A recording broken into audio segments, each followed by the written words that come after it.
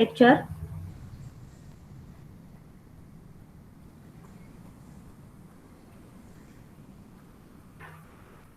Yes, Kalpana.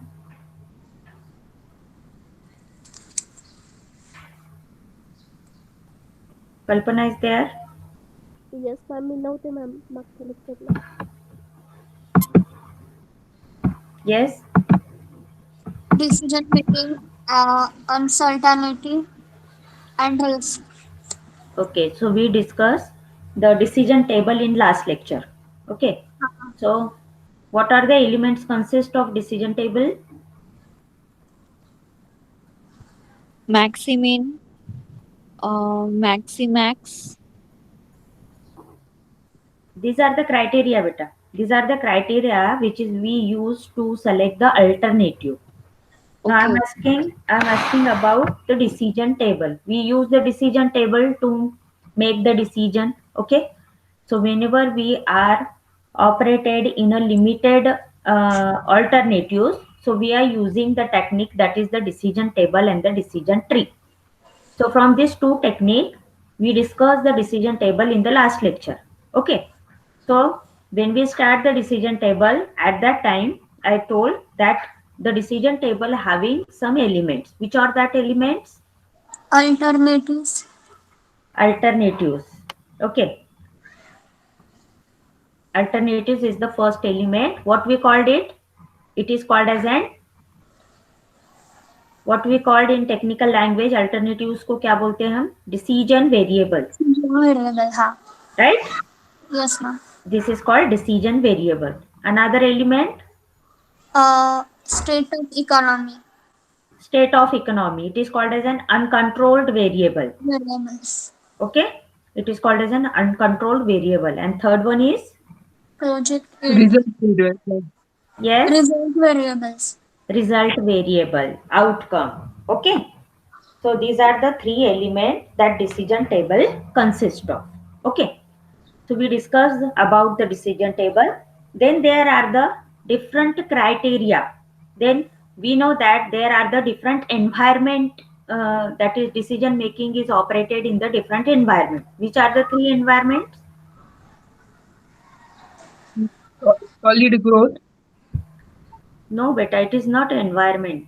I am asking about the decision environment. Yes, Jayashree? Ma'am, inflation something. No, beta, decision environment. In which environment we want to take the decision? Which are the different situations?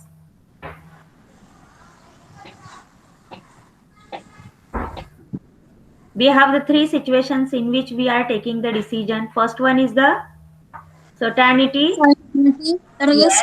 Uncertainty. Yes, yes. These are the environment. Please understand which things having the which different category. Environment किसको बोलते हैं? Uncertain category किसको बोलते हैं? So you can remember it. So whatever the decision we are making, we are having the different environment. First environment, certainty. Certainty. Second environment, uncertainty. Third environment, risk environment. Okay, what happened in certainty? Knowledge. Yes, we have the detailed knowledge about the things. Situation. Okay, हमको पूरा जो भी situation है उसके बारे में detail knowledge है and we are able to properly able to select the alternative. In uncertainty,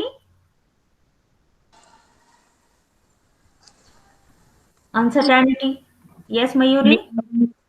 मे और मे नॉट भी, मतलब हम बोल नहीं सकते उसका क्या होगा रिजल्ट.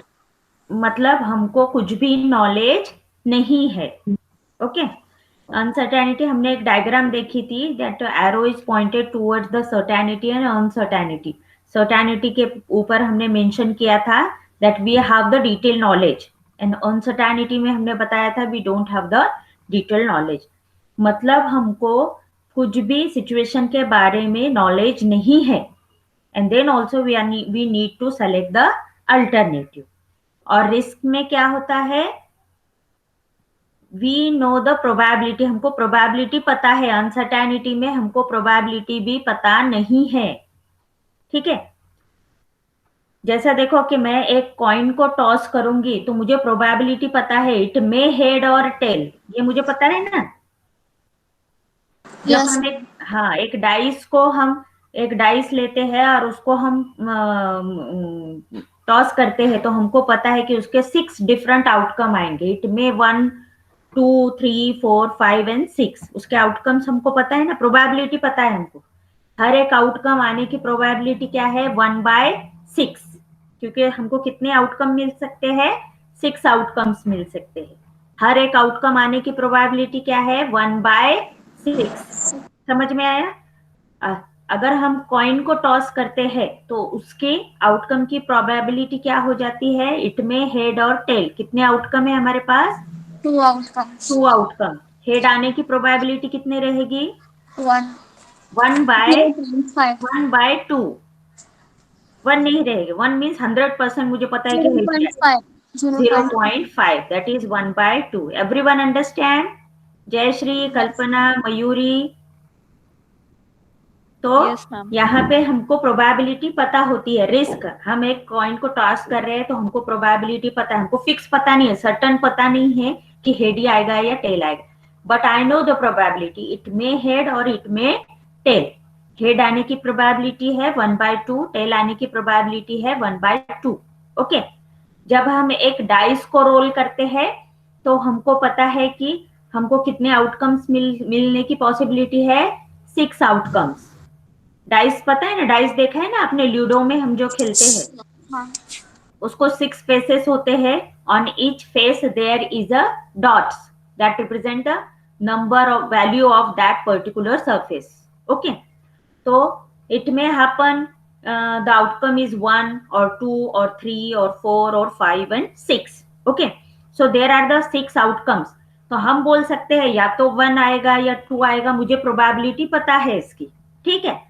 पर क्या आने वाला है ये पता है क्या, नहीं, तो इसको हम बोलते हैं रिस्क एनवायरमेंट, ठीक है। अब मुझे परफेक्टली पता है कि यही आने वाला है तो सर्टन, मुझे पता ही नहीं है कि क्या आउटकम आने वाला है, कितने आउटकम हो सकते हैं, उसको हम क्या बोलते हैं, अनसर्टेनिटी। क्लियर? तो हम इसको एनवायरमेंट बोलते हैं। ये आपके दिमाग में फिक्स बिठा लेना चाहिए। जैसे ही सामने से क्वेश्चन रेज होता है, what are the different environment of decision, your answer should be certainty, uncertainty and risk. Okay. Then criteria to choose the decision, alternative को मुझे सेलेक्ट करना है, उसके क्राइटेरिया क्या है, मैक्सीमैक्स, मिनीमैक्स, इक्वालिटी, लाइक्लीहुड, ये क्या है उसके क्राइटेरियाज है। Clear?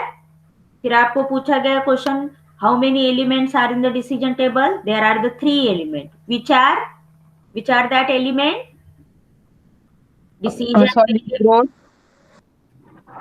no beta, element generalise answer, your answer should be generalise. 3 element क्या है, एक है decision variable, that decision variable may be any decision variable, ठीक है। उसके बाद क्या है, uncontrolled variable. Okay, uncontrolled variable may be the state of economy, the state of temperature and whatever.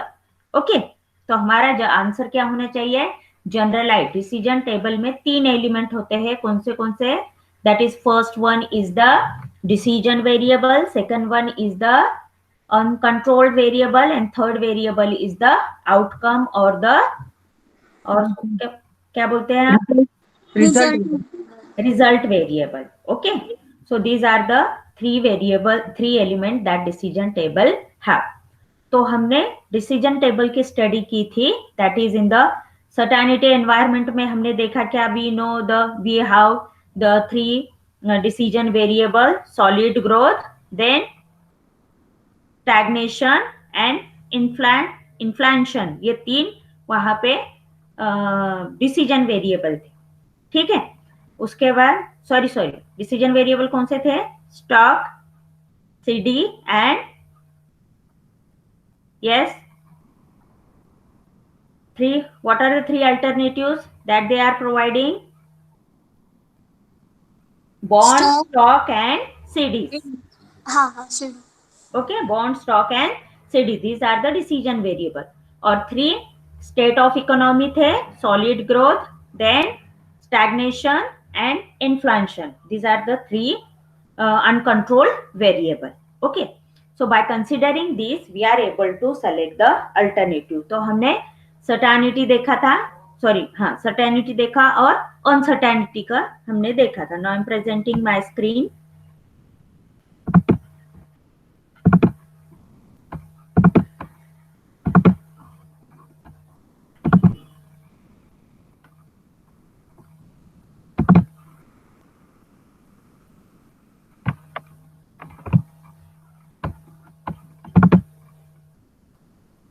My screen visible to everyone? Yes, ma'am. Okay.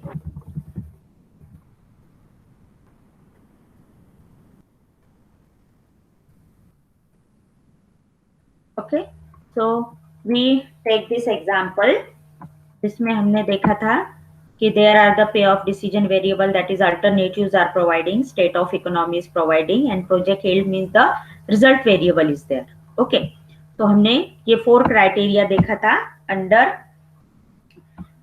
देखो certainty के अंदर तो हम क्या करते हैं कि मुझे सब कुछ पता है. यहाँ पे हमने सर्टेनिटी का देखा था. देखो कि सर्टेनिटी एनवायरनमेंट में हम क्या करते हैं, जो मैक्सिमम हमको यील्ड दे रहा है उसके साथ हम जाते हैं. कि हमको यहाँ पता है under solid growth stock having the 15% of growth, तो I am going with that. Okay, uncertainty में हमारे पास 4 क्राइटेरिया है जो हम ऑलरेडी डिस्कस कर चुके हैं. Maximax, maximin, equally likely and minimax regret.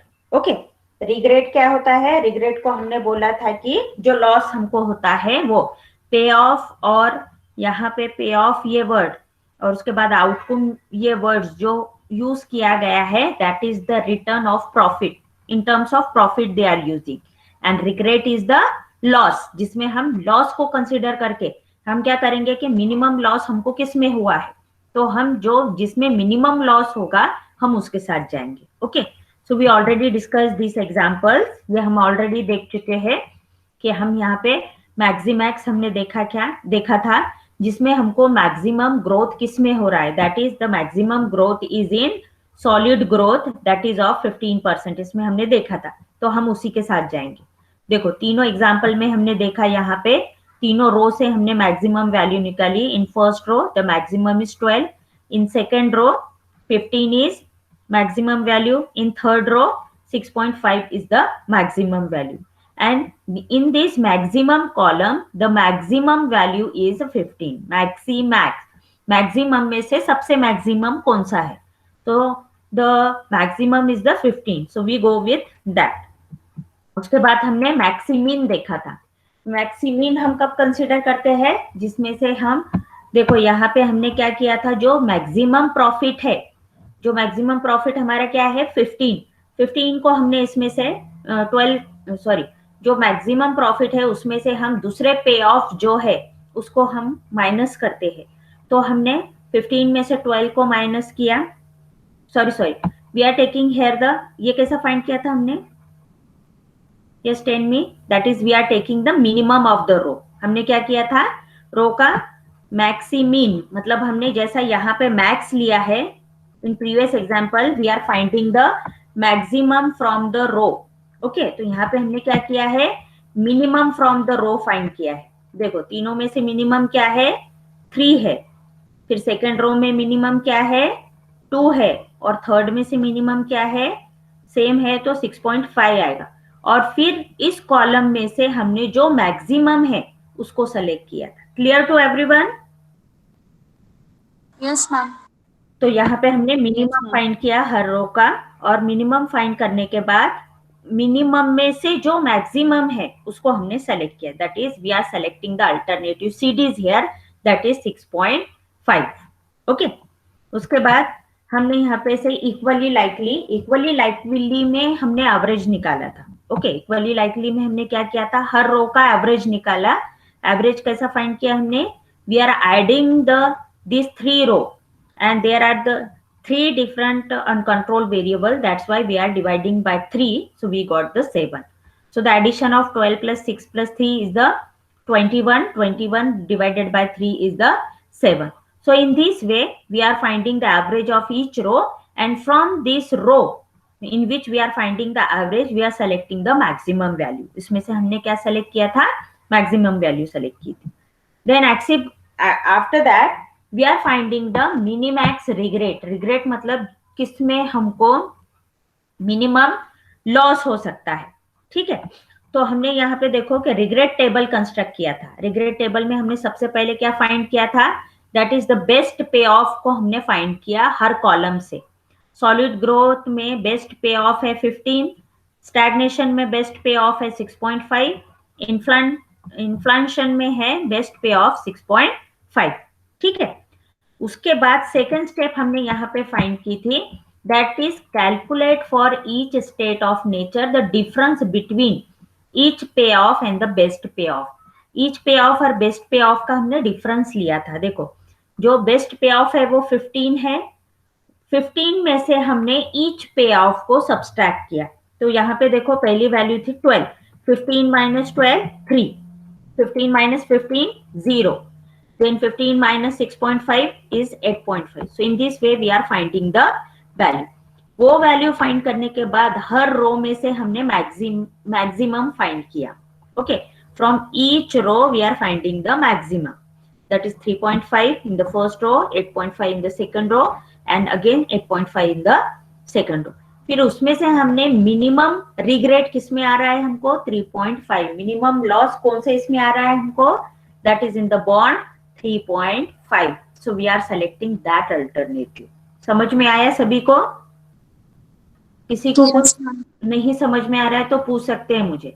Okay, so in this वे ये डिफरेंट क्राइटेरिया का यूज करके हम डिफरेंट अल्टरनेटिव सेलेक्ट कर सकते हैं. अनसर्टेनिटी जिसमें हमको कुछ भी नॉलेज नहीं है तो उसमें हम मैक्सीमैक्स, फिर मैक्सिमीन, फिर उसके बाद मिनिमम लाइक्लीहुड, इक्वली लाइक्लीहुड और मिनिमैक्स रिग्रेट, इसका यूज करके हम डिफरेंट अल्टरनेटिव सेलेक्ट करने का डिसीजन यहाँ पे ले सकते हैं. तो देखो यहाँ पे जब हमने ये फाइंड किया, find the maximum regret for each of the alternative and select the alternative with the minimum of this value. मतलब मैं यहाँ से ऐसा अल्टरनेटिव सेलेक्ट करूंगी जिसमें मुझे मिनिमम रिग्रेट हो, मिनिमम लॉस हो. ऐसा अल्टरनेटिव कि मैं इन्वेस्ट करने के बाद यहाँ पे मैं प्रॉफिट का नहीं सोचूंगी, यहाँ पे मैं सोचूंगी कि मुझे कम से कम लॉस किस में हो सकता है. अनसर्टेनिटी है इसलिए मैं ये नहीं सोच सकती कि प्रॉफिट के बारे में. मैं ये भी सोच सकती हूँ कि अनसर्टेनिटी एनवायरमेंट है तो प्रॉफिट होगा या लॉस होगा. लॉस होगा तो मैं ऐसा अल्टरनेटिव सेलेक्ट करूंगी in which I have the minimum loss, है ना, जिसमें हमको कम से कम लॉस होगा. हम ऐसा अल्टरनेटिव सेलेक्ट करेंगे. ओके, तो we discuss this thing in last lecture, and now today we are discussing the environment in the risk. risk में risk environment जो हमारा थर्ड environment है, हम उसमें particular alternative कैसा select करेंगे. okay, so in the risk analysis, that is probabilistic decision making. risk में मैंने पहले ही आपको बताया कि जिसमें हम probabilistic may और may not be वाली condition होती है. okay, risk में हम या तो प्रॉफिट हो सकता है या नहीं हो सकता है, लॉस हो सकता है या नहीं हो सकता है. So now we are discussing here how to we are analysing the risk. Okay, now here are the several outcomes for each decision.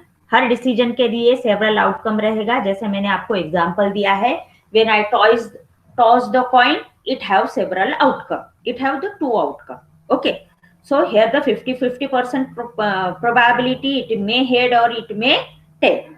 Okay, probability of each outcome is known. यहाँ पे मुझे प्रोबेबिलिटी पता है. जैसे just मैंने आपको बताया कि हेड आने की प्रोबेबिलिटी मुझे पता है, टेल आने की भी प्रोबेबिलिटी मुझे पता है. तो मुझे यहाँ पे प्रोबेबिलिटी पता है कि मैं अगर पर्टिकुलर यहाँ पे बॉन्ड में मैं इन्वेस्ट करती हूँ तो मे बी मुझे इतना प्रॉफिट होगा और इतना लॉस हो सकता है. मैं अगर सीडीज में इन्वेस्ट करती हूँ तो मुझे प्रोबेबिलिटी पता है कि इतना % मुझे प्रॉफिट हो सकता है, इतना % मुझे लॉस हो सकता है. तो हियर वी नो आउटकम, यहाँ पे सेवरल आउटकम्स हो सकते हैं, ये मुझे पता होता है. पर्टिकुलर आउटकम आने की प्रोबेबिलिटी भी मुझे पता है. जैसा मुझे मैं अगर कॉइन को टॉस करती हूँ तो मुझे उसके आउटकम पता है, हेड और टेल आएगा। मुझे उसकी प्रोबेबिलिटी भी पता है कि 50% प्रोबेबिलिटी है हेड आने की और 50% प्रोबेबिलिटी है टेल आने की। ओके, तो अब यहाँ पे instead of optimizing the outcome, the general rule is to optimize the expected outcome. अब यहाँ पे हम क्या करते हैं कि यहाँ पे ऑप्टिमाइज आउटकम की हमको, जैसा हमने सर्टेनिटी में देखा कि मुझे पता है कि मुझे पूरा नॉलेज है और मुझे पता है कि मुझे इसमें इन्वेस्ट करना चाहिए और मुझे इतना आउटकम मिलेगा। तो यहाँ ये करने के बजाय हम क्या करते हैं, जो भी प्रोबेबिलिटी मुझे पता है उस प्रोबेबिलिटी के बेस पे मैं एक्सपेक्टेड आउटकम की यहाँ पे पॉसिबिलिटी फाइंड कर सकती हूँ।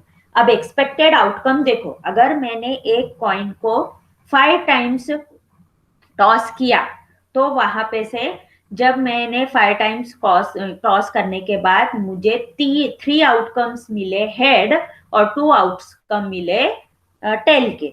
ओके, तो 6th टाइम जब मैं कॉइन को टॉस करूंगी तो मैं यहाँ पे जो मेरा एक्सपेक्टेड आउटकम है कि मैंने क्या सिचुएशन देखी है फ्रॉम द प्रायर नॉलेज कि 3 बार हेड आ चुका है, तो अभी भी पॉसिबिलिटी है कि 4th time it may head. हम ये बोलते हैं ना, हम एक्सपेक्टेड आउटकम निकालते हैं ना कोई भी सिचुएशन का कि लास्ट टाइम ऐसा हुआ था तो इस टाइम भी ऐसा हो सकता है। तो जो मैक्सिमम प्रोबेबिलिटी है, whenever I toss the coin then the maximum probability of the outcome is the head, so I go with the maximum. तो हम यहाँ पे इंस्टेड ऑफ हम एक फिक्स डिसीजन के बजाय हम यहाँ एक जनरल रूल को फॉर्म करते हैं that optimize the expected outcome. Expected outcome क्या आ सकता है। ओके, यहाँ पे मैंने एक एग्जांपल दिया है, देखो कि when if you are faced with the choice between 2 actions offering, देखो यहाँ पे 2 ऑफर है। एक जो है that is on the first offer there is a 1% probability of gain, 1% probability है of gain on the dollar 10,000। 10,000 के ऊपर जब आप इन्वेस्ट कर रहे हो तो यहाँ पे प्रोबेबिलिटी कितनी है, 1% है।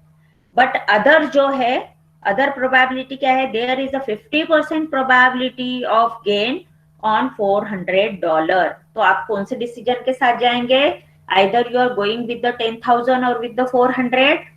डेफिनेटली किसकी? यस, 400, बिकॉज वहां पे मुझे 50% प्रोबेबिलिटी है कि मुझे यहाँ पे गेन मिलेगा ही।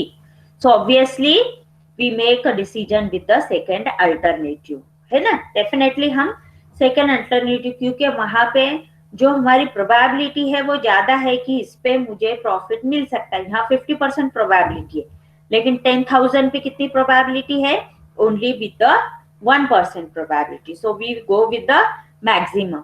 अगर मैंने 10 बार कॉइन को टॉस किया है और 6 बार हेड आया है और 4 बार टेल आया है, तो जब मैं 11th टाइम उस कॉइन को टॉस करूंगी तो मेरा आंसर रहेगा इट मे हेड। मैं टेल बोलूंगी क्या? No, because I am going with the maximum probability. Maximum time head आया है तो अभी भी हेड आ सकता है। Clear to everyone? तो अभी यहाँ पे देखो, yes, clear to everyone? Yes ma'am. Okay, तो अभी हम देखेंगे कि जो हमारा मैंने यहाँ पे जो बताया एस्टिमेटेड आउटकम, एक्सपेक्टेड आउटकम कैसा हम यहाँ पे फाइंड करते हैं। तो एज अभी देखो यहाँ पे एस्टिमेटेड प्रोबेबिलिटी के साथ हम जाएंगे कि एस्टिमेटेड प्रोबेबिलिटी क्या है। जैसा यहाँ पे let us suppose that based on the several economic forecast.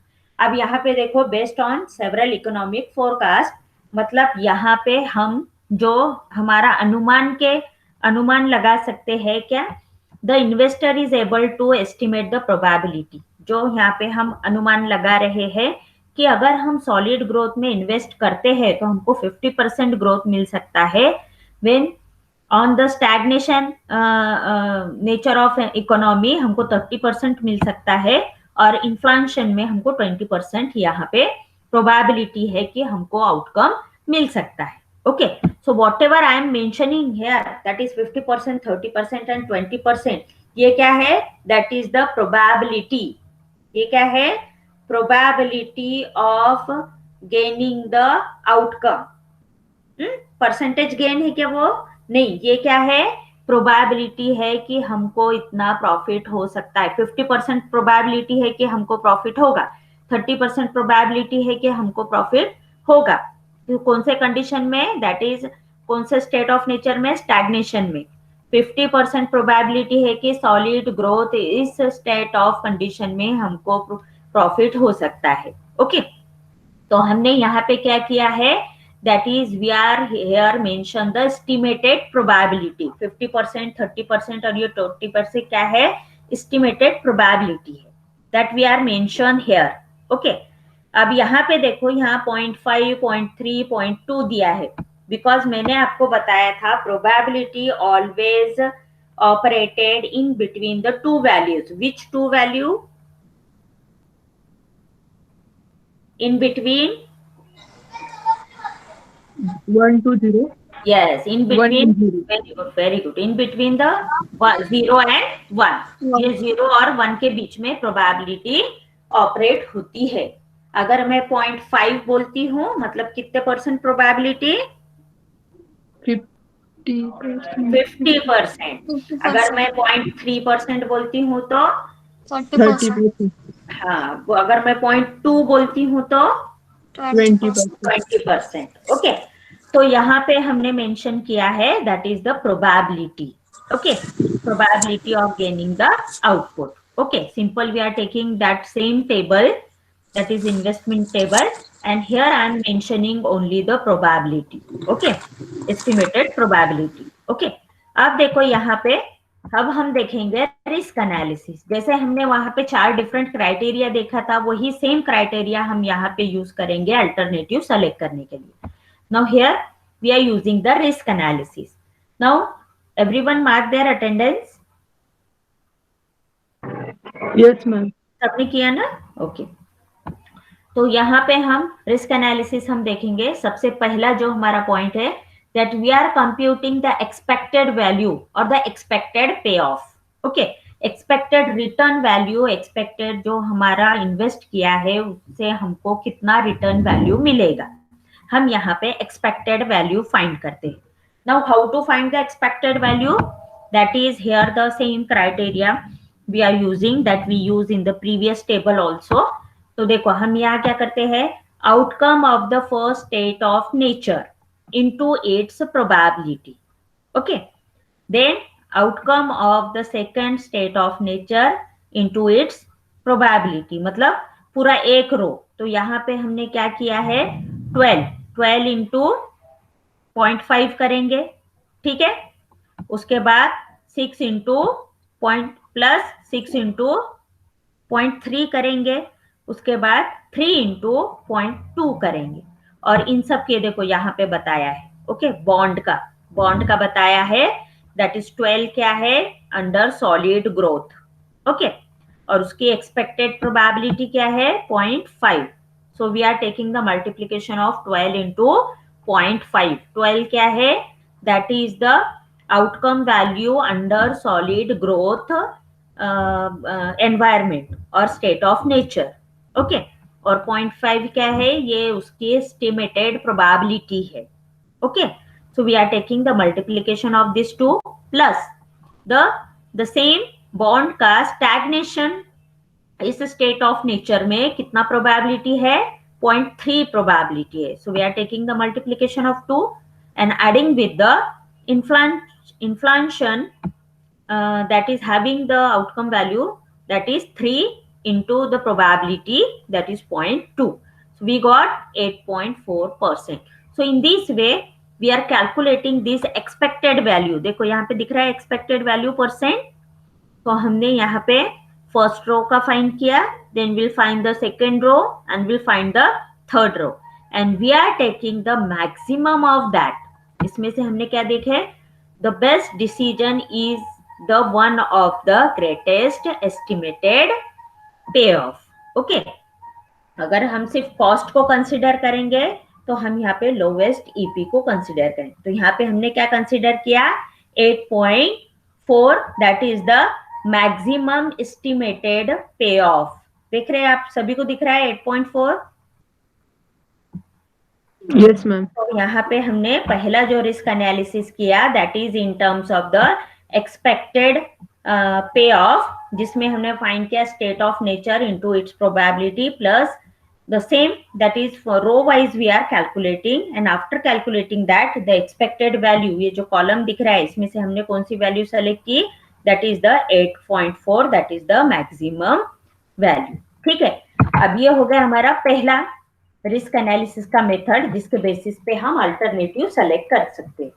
अब दूसरा अल्टरनेटिव देखो क्या है, दूसरा कौन सा क्राइटेरिया, जैसे हमने फर्स्ट केस में in the uncertainty cases we are discussing the 4 criteria, so here also we are considering the 4 criteria. Okay, now the second alternative, the alternative of approach in the decision making under risk is to minimize the expected opportunity loss. Okay, मतलब यहाँ पे हम regret table को consider करेंगे। हमने पहले वाले case में भी एक रिग्रेट टेबल डिस्कस किया ना, रिग्रेट टेबल फाइंड किया था वहां पे, तो यहाँ पे भी हम क्या करेंगे, रिग्रेट को कंसीडर करेंगे, सबसे कम लॉस हमको किस में होगा।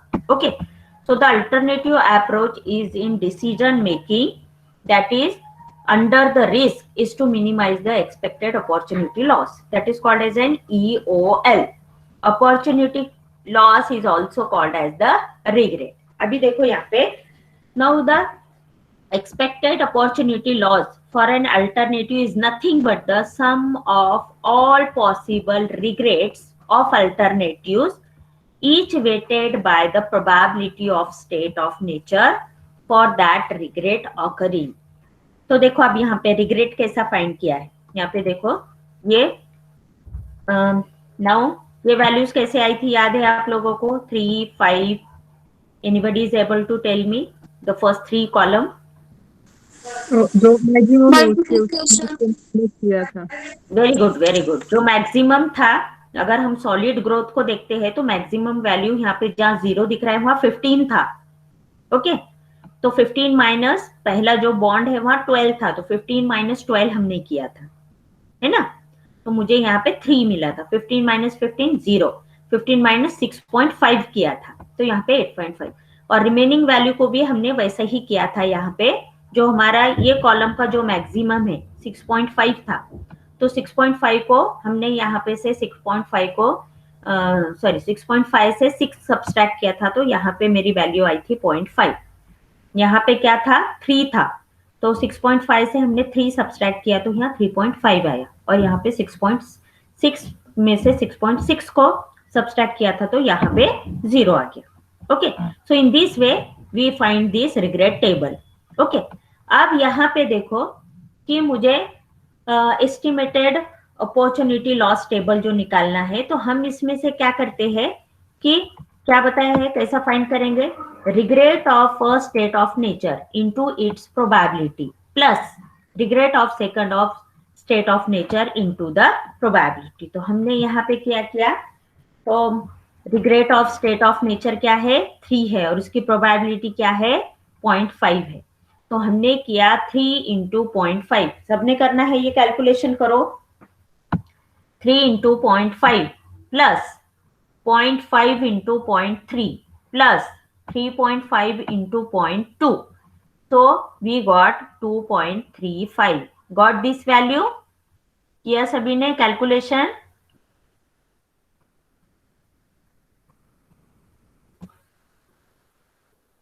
Yes, I'm audible? Yes, ma'am. So you got this Yes, value ma'am. 2.35। कैसे आई ये वैल्यू, समझ में आया सभी को? Yes, ma'am. No ma'am. क्या क्या किया हमने calculation, 3 into 0.5. 0.5 plus 0.5 into 0.3. Very good plus 0.2 3.5 into 0.2। Okay, so when we get the sum of all these, sum of multiplication of all these 3, then we got the 2.35। In the same way, we are finding the EOL, that is opportunity loss value, estimated opportunity loss value for the second row and for the third row. After finding the value, we'll go with the minimum loss value. Okay, हम ऐसा ही alternative select करेंगे ना. अगर हम loss की बात कर रहे हैं कि हम एस्टिमेट कर रहे हैं कि मुझे यहाँ पे कितना, कौन से अल्टरनेटिव सेलेक्ट करने के बाद कौन सा लॉस होगा, तो हम कौन सा ऑप्शन सेलेक्ट करेंगे जिसमें मुझे कम से कम लॉस होगा, है ना. मैं इन्वेस्ट करने के बाद मैं ये सोच के चल रही हूँ इट में प्रॉफिट और लॉस, बट यहाँ पे मैं अल्टरनेटिव कौन से बेसिस पे सेलेक्ट कर रही हूँ, that is basis on the regret, that is basis on the loss. तो मैं ऐसे जगह इन्वेस्ट करूंगी जहां पे मुझे मिनिमम लॉस होगा. क्या हम मैक्सिमम में जाएंगे क्या, लॉस अगर कंसिडर करना है तो? No ma'am. नहीं. अगर हम प्रॉफिट कंसिडर करते हैं तो हम मैक्सिमम के साथ जाएंगे, और अगर हम लॉस कंसिडर करते हैं तो हम मिनिमम के साथ जाएंगे. So we are selecting the alternative here 2.35, which is the minimum loss in this estimated opportunity loss. तो यहाँ पे कौन सा ऑप्शन सेलेक्ट करेंगे, हम बॉन्ड्स को सेलेक्ट करेंगे. हम इसमें इन्वेस्टमेंट करेंगे जिसमें हमको अगर लॉस होता है तो मिनिमम लॉस हमको यहाँ पे होगा. Clear? Clear to everyone?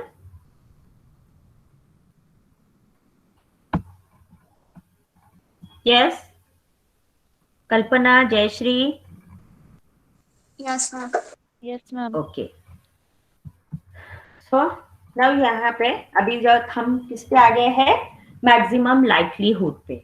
Okay, maximum likelihood पे, दैट इज डेफिनेटली यहाँ पे हमको कोई प्रॉब्लम ही नहीं है. मैक्सिमम लाइक्लीहुड में हम क्या करते हैं, पहला क्राइटेरिया है identify the state of nature with the largest probability. State of nature में से हम सबसे हाईएस्ट जो लार्जेस्ट प्रोबेबिलिटी वैल्यू है वो क्या है हमारा, 50% वाली हाईएस्ट वैल्यू है हमारे पास, है ना. एक में हमको 50% प्रोबेबिलिटी है, एक में 30% है और एक में 20% है. तो हम इसमें से क्या करेंगे, identify the state of nature with the largest probability. तो कौन से स्टेट ऑफ नेचर में हमको लार्जेस्ट प्रोबेबिलिटी है, दैट इज 50% सॉलिड ग्रोथ में. एरो दिख रहा है आप लोगों को सभी को स्क्रीन पे? Yes, ma'am. Yes ma'am. तो यहाँ पे हम सॉलिड ग्रोथ ऑफ 50% वाला ऑप्शन सेलेक्ट करेंगे. उसी के साथ हम सेकंड उसमें पॉइंट लेंगे, चूज द डिसीजन. अब यहाँ पे सॉलिड ग्रोथ, डेफिनेटली कि सॉलिड ग्रोथ में 50% पॉसिबिलिटी है, तो मैंने solid growth state of nature को सेलेक्ट किया. अब सॉलिड ग्रोथ में से लार्जेस्ट पे ऑफ मुझे किस पे मिल रहा है, डेफिनेटली मुझे किस पे मिल रहा है, स्टॉक पे. Stock. तो हम कौन से ऑप्शन के साथ जाएंगे, that is we go with the stocks. Okay, तो हम यहाँ पे सबसे पहला देखेंगे कौन सा स्टेट ऑफ नेचर में हाईएस्ट प्रोबेबिलिटी है. उस स्टेट ऑफ नेचर में सबसे हाईएस्ट पे ऑफ किसका है, लार्जेस्ट पे ऑफ किसका है, and we are selecting that alternative in the maximum likelihood criteria. Clear? और जब हमने यहाँ पे रिग्रेट टेबल को कंसीडर किया था, जैसा हमने प्रीवियस वाला अल्टरनेटिव देखा है यहाँ पे, that is expected opportunity loss. अगर हम कंसीडर करते हैं तो हम कौन सा ऑप्शन सेलेक्ट करेंगे जिसमें हमको कम से कम लॉस होता है, उसके साथ हम यहाँ पे जाएंगे. और जो पहले वाला हमने देखा उसमें हम किसके साथ जाएंगे, दैट इज हम एक एक्सपेक्टेड वैल्यू निकालते हैं और जिसमें हमारी एक्सपेक्टेड वैल्यू मैक्सिमम आएंगी हम उस ऑप्शन को सेलेक्ट करते हैं. समझ में आया सभी को? तो ये 3 अल्टरनेटिव हमने देखे. अब हमारा फोर्थ जो अल्टरनेटिव है, दैट इज हो गया थर्ड, ये fourth, that is fourth one is the expected value of perfect information.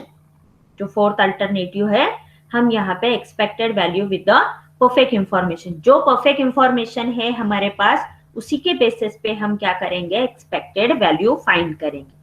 अब यहाँ पे देखो, we use is used to place a upper limit on what you should pay or the information that will add in making the better decision.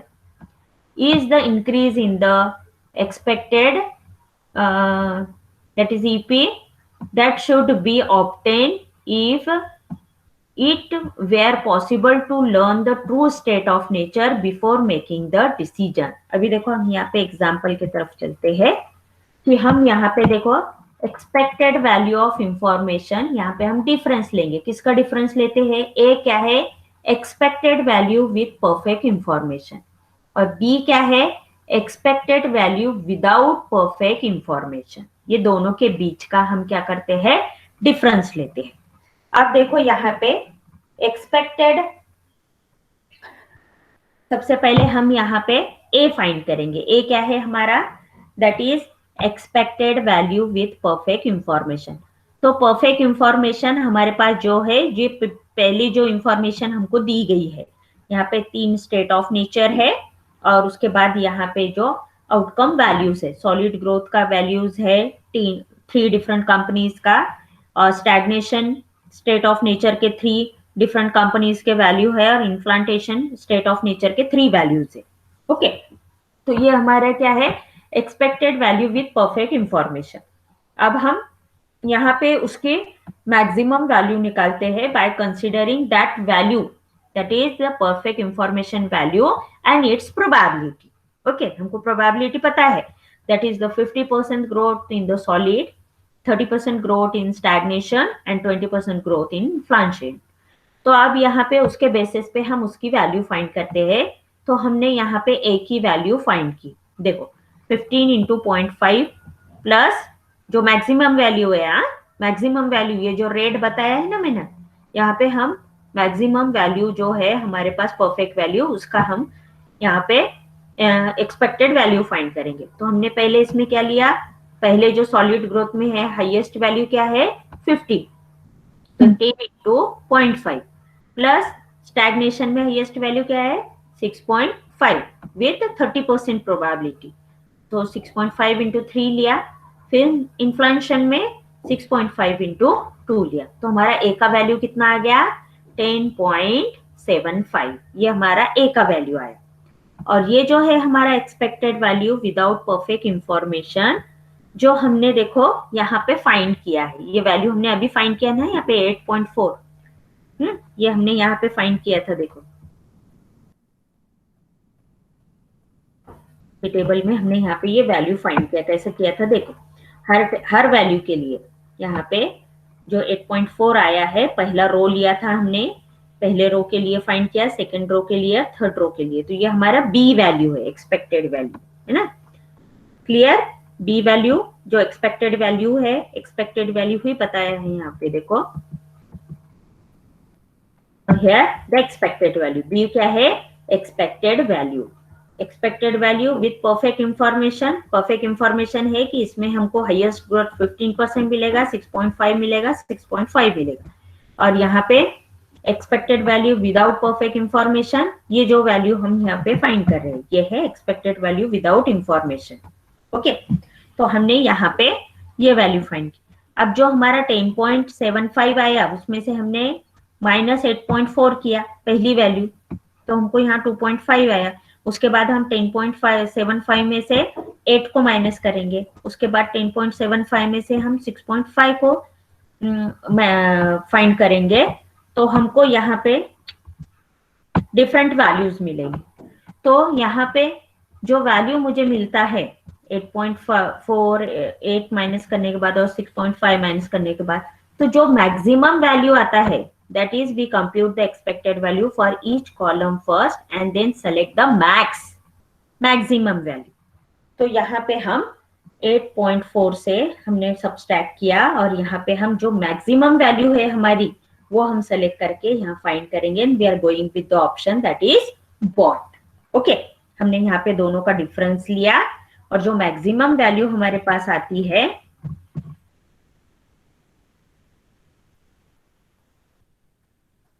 Okay, so we go with that maximum value. देखो 8.4 को subtract करने के बाद 2.5 आई है, उसके बाद 8 को subtract करेंगे हम 6 पॉइंट को, एंड मैक्सिमम वैल्यू मुझे क्या मिला है? 2.5 मिला है। I am not mentioning all the values, but here I got the value $2.5। So we go with this option. Clear to everyone? Expected value of perfect information कैसा find करना है? Yes, everyone clear? Yes, ma'am. Okay, no confusion.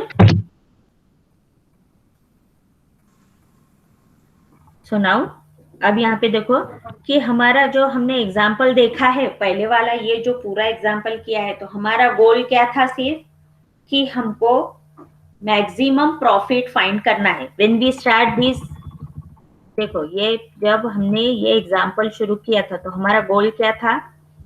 हमने ये example select करने के लिए यहाँ पे हमारा गोल था, देखो, that is one goal, that is maximize the yield after 1 year.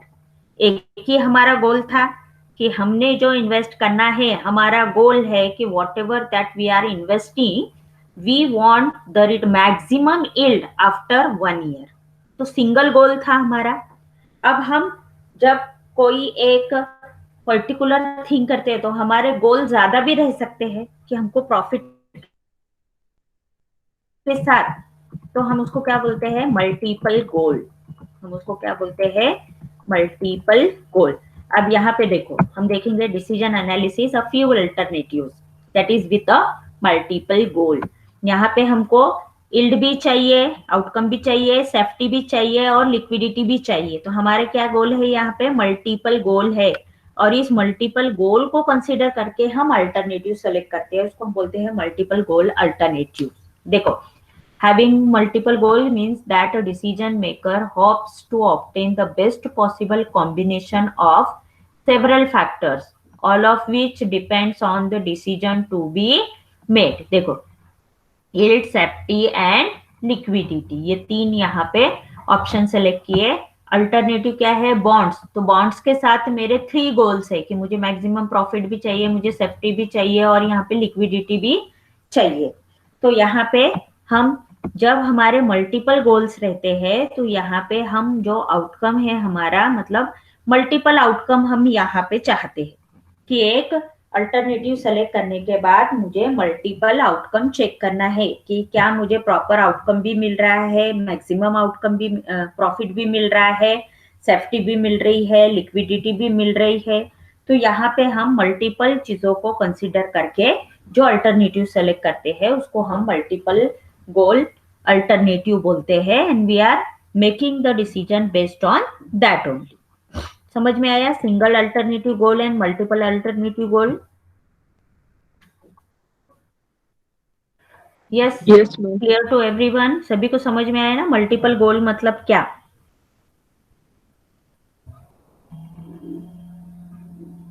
आप देखो कि अगर मैं गर्ल्स को एग्जांपल देती हूँ तो हम जब कोई भी एक ज्वेलरी सेलेक्ट करते हैं तो हम क्या क्या करते हैं? लड़कों का भी देती हूँ मैं एक एग्जांपल और।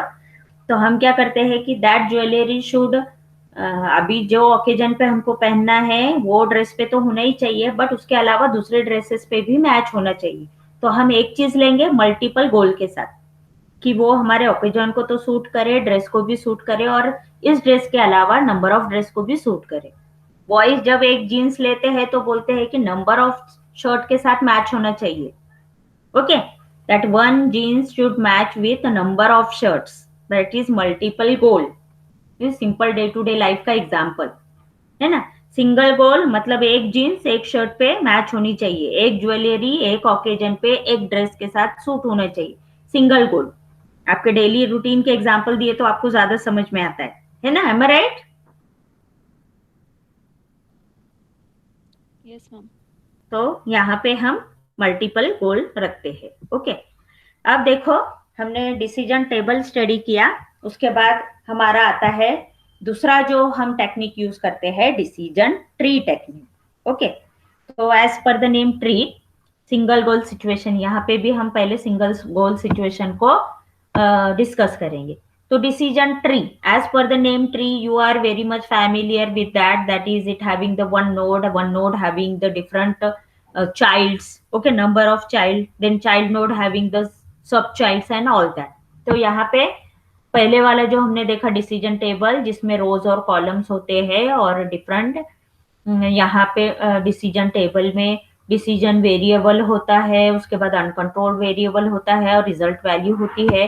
तो हम decision table is a graphical representation of the relationship. Okay, यहाँ पे क्या करते हैं हम, ग्राफिकली रिप्रेजेंट करते हैं यहाँ पे. Now the multiple criteria approach we are using, then we are demonstrate the complex relationship.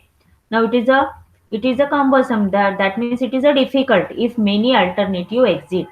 एक पर्टिकुलर चीज के अगर नंबर ऑफ अल्टरनेटिव्स है तो हमको ट्री के थ्रू रिप्रेजेंट करना बहुत डिफिकल्ट टास्क है. Okay, so here you are observing the one options they are given here. Now the one having the two option yes and no, then the two having the number of options are there, and each option. अब यहाँ पे जो है, हम इसका detail example मैं आपको बताऊंगी कि यहाँ पे हम कोई अल्टरनेटिव को यूजिंग, जैसा हमने डिसीजन टेबल का देखा कि डिसीजन टेबल पे हम different maxi max, maxi mean, फिर उसके बाद इक्वली लाइकली होट और द रिग्रेट टेबल, इसका यूज करके हम पर्टिकुलर अल्टरनेटिव सेलेक्ट करने के लिए हमको डिफरेंट अल्टरनेटिव यहाँ पे हम सेलेक्ट कर सकते हैं. तो यहाँ पे भी हम यहाँ पे जो प्रोबेबिलिटी वैल्यू है उससे हम फाइंड करके, एक्सपेक्टेड आउटकम फाइंड करके हम पर्टिकुलर अल्टरनेटिव सेलेक्ट कर सकते हैं. ओके, तो here so its structure is like this, यहाँ पे आप देखेंगे. और इसमें हम डिफरेंट जो ट्री स्ट्रक्चर होता है तो उसमें डिफरेंट जो शेप यूज होते हैं. एक यहाँ पे बुक में उन्होंने एक कंपनी का एग्जांपल, मतलब वेबसाइट मेंशन की है, they are not given the example. So उस वेबसाइट पे से हम वो एग्जाम्पल लेके स्टडी करेंगे कि they are using the different symbol in the decision tree and what that symbol means. Okay, square है, सर्कल रिप्रेजेंट करता है अनसर्टेनिटी को, स्क्वायर रिप्रेजेंट करता है अल्टरनेटिव्स को. So we are discussing all this thing in detail in the next lecture. So today we stop here. So we already completed the decision table, and in next lecture we are discussing the decision tree. Okay.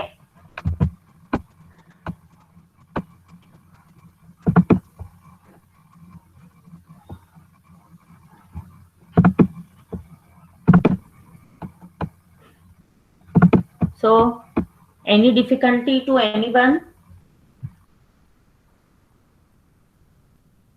If you don't have any difficulty, then you can leave the lecture and join the next lecture.